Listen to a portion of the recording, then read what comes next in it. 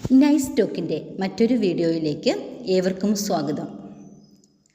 കഴിഞ്ഞ കുറേ ദിവസങ്ങളായി കേരളത്തിലെ വാർത്താ ചാനലുകളിൽ നിറഞ്ഞു നിൽക്കുന്ന കുട്ടികളുടെ ഭീകരപ്രവർത്തനങ്ങളുടെ കാഴ്ച ആരുടെയും മനസ്സലിയിപ്പിക്കുന്നതാണ്. SSLC പരീക്ഷയ്ക്ക് മുൻപ് തൻ്റെ കൂട്ടുകാരനെ ഈ ലോകത്തിൽ നിന്നും ഇല്ലായ്മ ചെയ്യാൻ ഗൂഢാലോചന നടത്തുന്ന മക്കൾ, തങ്ങൾ ഈ സ്കൂളിൽ നിന്ന് പോകുന്നതിന് മുൻപ് തങ്ങളുടെ പിന്നാലെ വരുന്നവർക്ക് തങ്ങളെ ഓർക്കാൻ മാത്രം എന്തെങ്കിലും നൽകണം എന്ന കാഴ്ചപ്പാടോടെ ജൂനിയേഴ്സിനെ ഉപദ്രവിക്കുന്ന സീനിയർ കുട്ടികൾ. എവിടെ എത്തി നിൽക്കുന്നു നമ്മുടെ മക്കൾ? പണ്ടൊക്കെ SSLC പരീക്ഷയ്ക്ക് മുൻപ് വേർപാടിൻ്റെ വേദനകളും ഇനി എന്ന് കാണും എന്നുള്ള ചിന്തയും ഓട്ടോഗ്രാഫുകളും സ്നേഹപ്രകടനങ്ങളുമൊക്കെയായി കണ്ണീരിൽ കുതിർന്നിരുന്ന സ്കൂളുകൾ ഇന്ന് ചോരക്കളമായി മാറിയിരിക്കുന്നു. ബാലാവകാശ സംരക്ഷണ നിയമങ്ങളുടെ ചുവട് പിടിച്ച് കരുതുന്ന കുട്ടികളെ നിങ്ങൾക്ക് തെറ്റുപറ്റിയിട്ടുണ്ട് എന്ന കാര്യത്തിൽ സംശയമില്ല. ഒരു കാലത്ത് കുട്ടികൾക്കെതിരെയുള്ള അതിക്രമങ്ങളും കുട്ടികൾക്കെതിരെയുള്ള ചൂഷണങ്ങളും കൂടി വന്നപ്പോൾ ആ കുട്ടികളെ സംരക്ഷിക്കാനും അവരോടൊപ്പം നിൽക്കാനും വേണ്ടിയാണ് ബാലാവകാശ സംരക്ഷണ നിയമങ്ങൾ നിലവിൽ വന്നത്. എന്നാൽ ബാലാവകാശ നിയമങ്ങളുടെ ചുവട് പിടിച്ച് തങ്ങളുടെ കടമകളും ഉത്തരവാദിത്തങ്ങളും മറന്നു പോകുന്ന മക്കൾക്ക് കൂടി വന്നപ്പോൾ ആ കുട്ടികളെ സംരക്ഷിക്കാനും അവരോടൊപ്പം നിൽക്കാനും വേണ്ടിയാണ് ബാലാവകാശ സംരക്ഷണ നിയമങ്ങൾ നിലവിൽ വന്നത്. എന്നാൽ ബാലാവകാശ നിയമങ്ങളുടെ ചുവട് പിടിച്ച് തങ്ങളുടെ കടമകളും ഉത്തരവാദിത്തങ്ങളും മറന്നു പോകുന്ന മക്കൾക്ക് ഞാൻ ഇപ്പോഴും ആലോചിക്കുമ്പോൾ എനിക്ക് തോന്നുന്നത്, ആരെയാണ് നമ്മൾ കുറ്റം പറയേണ്ടത്? ഈ കുട്ടികളെയാണോ അതെയോ ഇവരുടെ മാതാപിതാക്കളെയാണോ?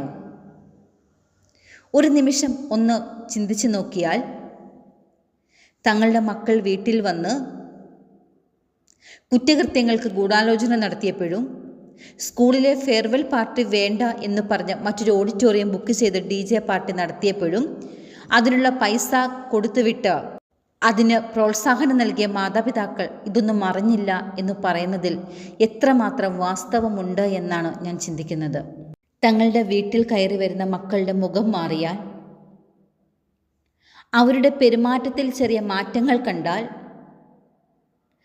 അതിനെ സൂക്ഷ്മതയോടെ നിരീക്ഷിക്കാനും അതിനു വേണ്ട പരിചരണങ്ങൾ നൽകാനും ഇന്ന് കുടുംബത്തിൽ ആരുമില്ല എന്നത് വളരെ വേദനിപ്പിക്കുന്ന ഒരു സത്യം തന്നെയാണ്. ജോലി കഴിഞ്ഞ് വന്ന് അവരുടേതായ ഇടങ്ങളിലേക്ക് മൊബൈൽ ഫോണുകളുമായി പോകുന്ന മാതാപിതാക്കൾ, കുട്ടികൾക്ക് വേണ്ട ഭക്ഷണങ്ങളും മറ്റും തയ്യാറാക്കി കൊടുക്കുന്നവർ. പക്ഷെ നിങ്ങൾക്ക് തെറ്റുപറ്റി എന്നുള്ള കാര്യത്തിൽ സംശയമില്ല.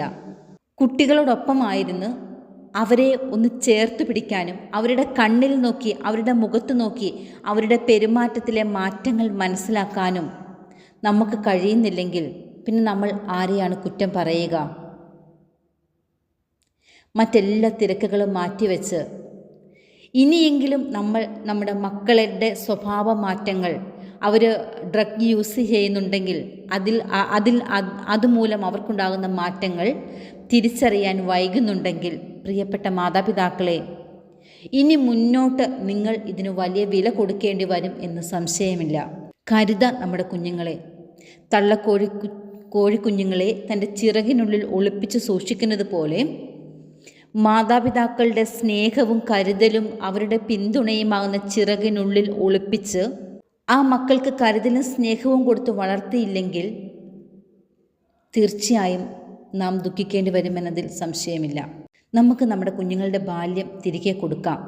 മൊബൈൽ ഫോണിൻ്റെയും മറ്റും ലോകത്തിൽ നിന്നും മാറ്റി അവരെ കൂടുതൽ കരുതുന്ന, അവരുടെ സ്വഭാവത്തിലെ മാറ്റങ്ങൾ മനസ്സിലാക്കുന്ന ഒരു നല്ല അച്ഛനും അമ്മയും ആവാൻ നമുക്ക് പരിശ്രമിക്കാം.